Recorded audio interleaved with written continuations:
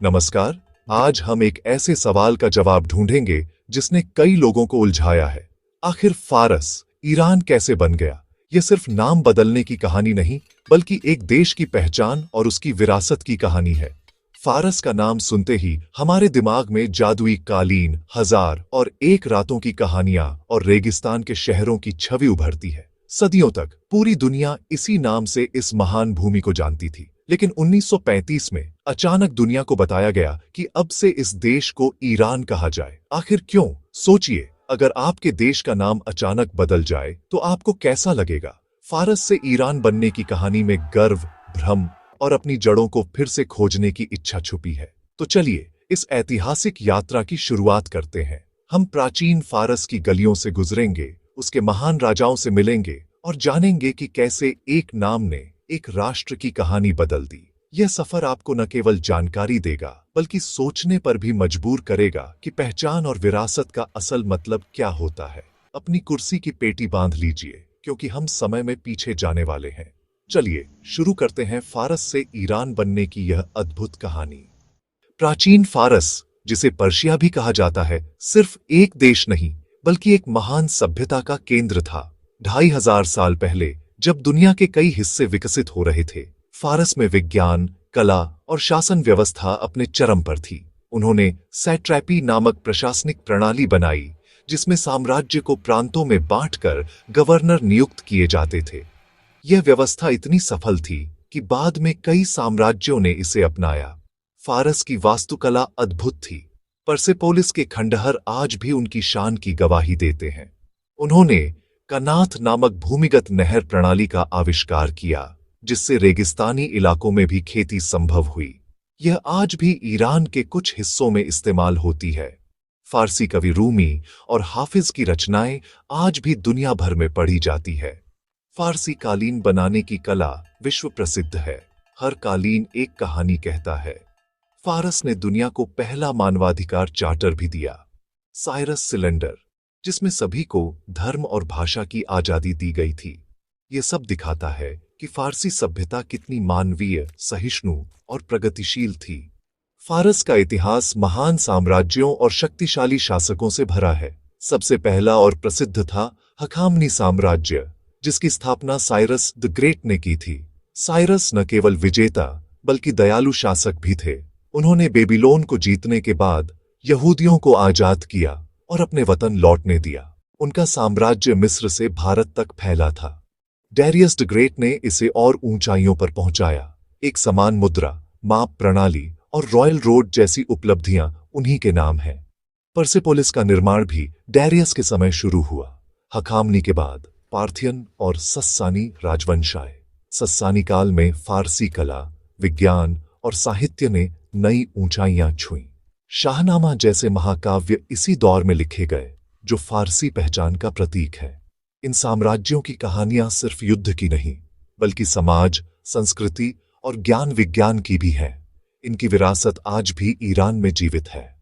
सवाल उठता है, अगर देश के लोग खुद को ईरानी कहते थे, तो दुनिया इसे फारस या पर्शिया क्यों कहती रही? इसका जवाब है, यूनानियों ने। जब उनका सामना हकामनी साम्राज्य से हुआ, तो वे पार्स प्रांत के संपर्क में आए, जहां से साइरस द ग्रेट आए थे। यूनानियों ने पूरे साम्राज्य को पर्सिस कहा, जो बाद में पर्शिया और फारस बन गया। यूनानी इतिहासकारों के लेखन से यह नाम पूरी दुनिया में फैल गया। यह कुछ वैसा ही है जैसे हम जर्मनी को जर्मनी कहते हैं, जबकि वहां के लोग डॉइचलैंड कहते हैं। फारस नाम ने एक रोमांटिक और रहस्यमयी छवि बनाई। फारसी कला, कालीन, बिल्लियां और भाषा जैसे शब्द आम हो गए। देश के अंदर लोग हमेशा अपनी भूमि को ईरान या आर्यों की भूमि कहते थे। शाहनामा जैसे ग्रंथों में भी यही नाम मिलता है।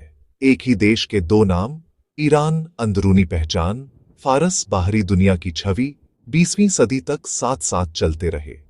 1935 में फारस के इतिहास में नया अध्याय जुड़ा। रजा शाह पहलवी, देश के शासक, अपने देश को आधुनिक राष्ट्र के रूप में पेश करना चाहते थे।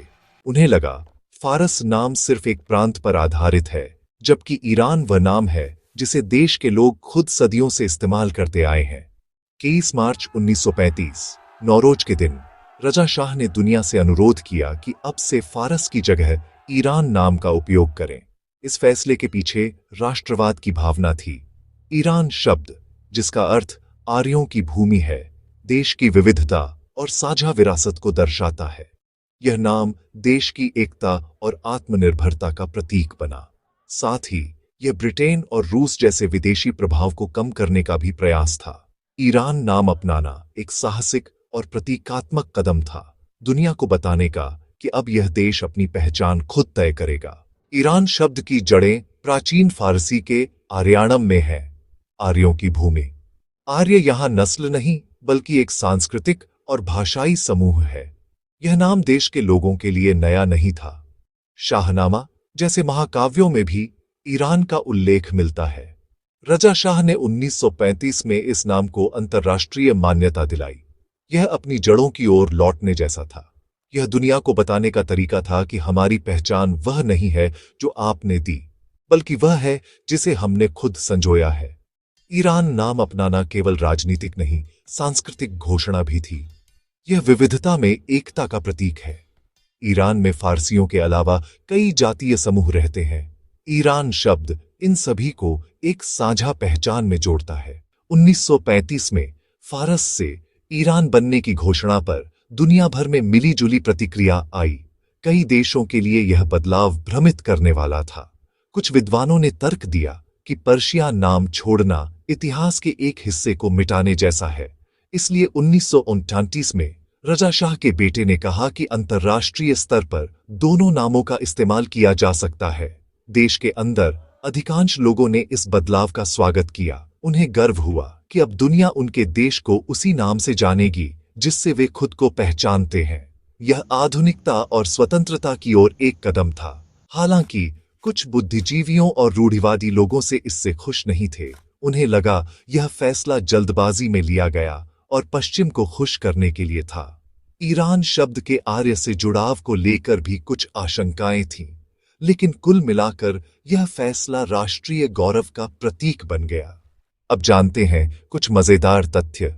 क्या आप जानते हैं, शतरंज का खेल भारत में जन्मा, लेकिन फारस के रास्ते ही दुनिया भर में फैला। फारस में इसे चतरंग कहा जाता था। फारसी बिल्लियां अपने लंबे बालों और शांत स्वभाव के लिए मशहूर 17वीं शताब्दी में यूरोप पहुंची। हालांकि उनकी असली जड़ें अब भी बहस का विषय हैं। ईरान में दुनिया की सबसे पुरानी पवन चक्कियां मिलती हैं, जिनका इस्तेमाल अनाज पीसने और पानी निकालने के लिए होता था। यह फारसी लोगों की सरलता और नवीनता का प्रमाण है। चेकमेट शब्द भी फारसी शाह मात से आया है, जिसका अर्थ है राजा असहाय है। अगली बार जब आप शतरंज खेलें तो याद रखिएगा कि आप फारसी भाषा का एक प्राचीन शब्द बोल रहे हैं। तो देवियों और सज्जनों, हमारी यात्रा अब अपने अंतिम पड़ाव पर है। हमने देखा कि कैसे फारस ने अपनी जड़ों की ओर लौटते हुए ईरान नाम को अपनाया। शेक्सपियर ने भले ही कहा हो नाम में क्या रखा है, लेकिन इस कहानी से पता चलता है कि नाम में इतिहास, पहचान और गौरव छुपा है। ईरान नाम देश की एकता और संप्रभुता का प्रतीक है। यह सिर्फ एक नाम नहीं, बल्कि हजारों वर्षों की सांस्कृतिक पहचान है।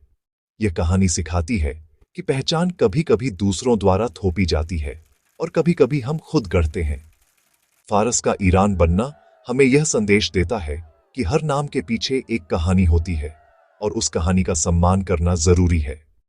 इसी ज्ञान के साथ मैं, अमिताभ बच्चन, आपसे विदा लेता हूं। शुभ रात्रि, शब्बा खैर।